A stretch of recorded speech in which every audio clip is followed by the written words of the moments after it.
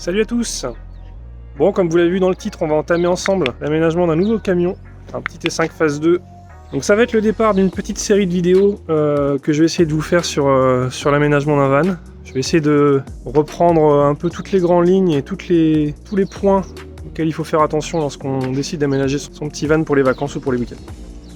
On va essayer d'aborder à peu près tous les sujets ensemble.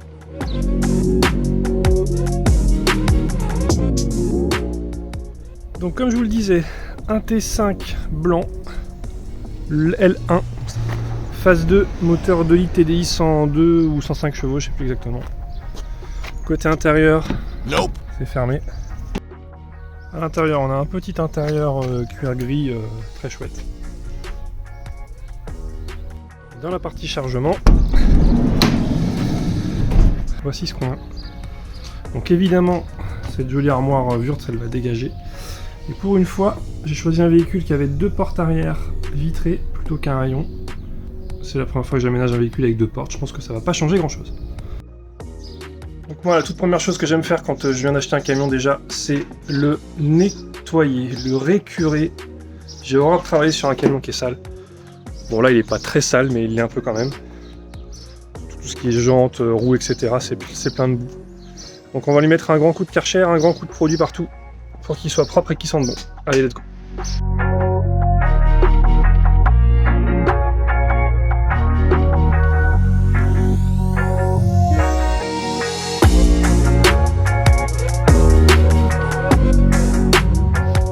Étape suivante, vous vous en doutez,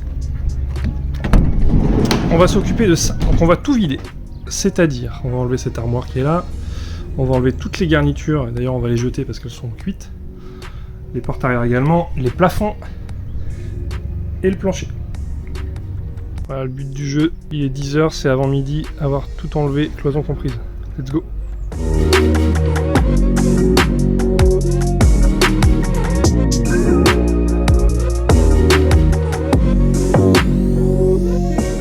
Donc petite astuce pour enlever ces clips là, qui embêtent tout le monde. On a l'impression que dedans il y a une empreinte, on va mettre une petite clé à laine. C'est quasiment impossible de les sortir en essayant de les dévisser. Donc moi j'ai simplement fabriqué ceci, c'est une vis à bois. Je pense que c'est du 4 ou du 5 qui est soudé sur un petit bout de rond d'huile. Et tout simplement, je vais essayer de le faire de près, je la mets dedans, je fais un tour et ça sort tout seul en un seul morceau. Ok, donc les garnitures des cloisons sont défaites, des portes aussi. L'étagère m'a donné un peu de fil à retordre parce que ces fixations elles tournaient dans le vide, donc j'ai dû les disquer. Et donc on se retrouve avec ces panneaux là. Alors surtout vos panneaux, s'ils sont en très très bon état, comme par exemple celui-ci là, il est propre, il n'a pas de pète, ça on peut les réutiliser.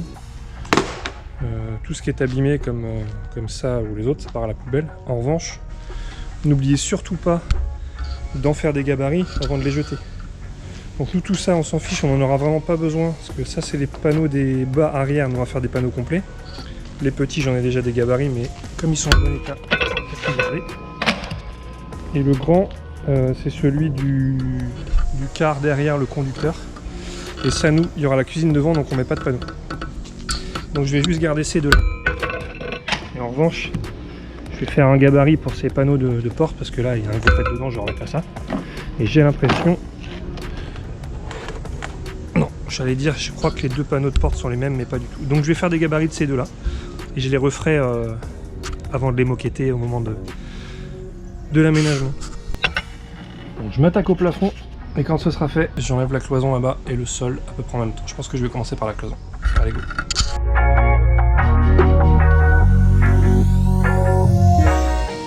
Ok, donc voilà pour les cloisons et les plafonds.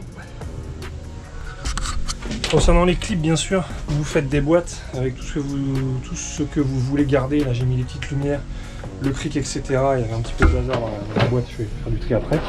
Tous les clips là, vous les gardez parce que en utilisant la manière dont que je vous ai montré tout à l'heure, les clips, on peut les réutiliser sans problème, ils ne sont pas cassés. Il y a juste à les remettre dedans et à les pousser. Donc ça, vous gardez tout ça pour le remontage.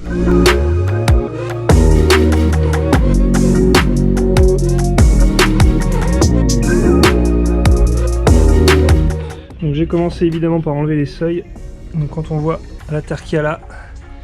Attendez-vous à ce que le dessous du plancher soit à peu près pareil.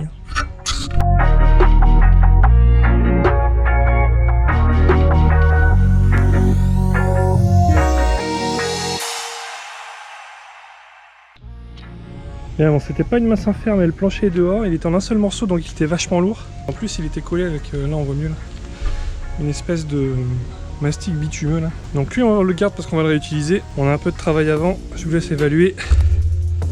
Donc on va enlever tout ça. Et oui, ça a l'air d'être en bon état. Allez, on va brosser, aspirer, et c'est parti.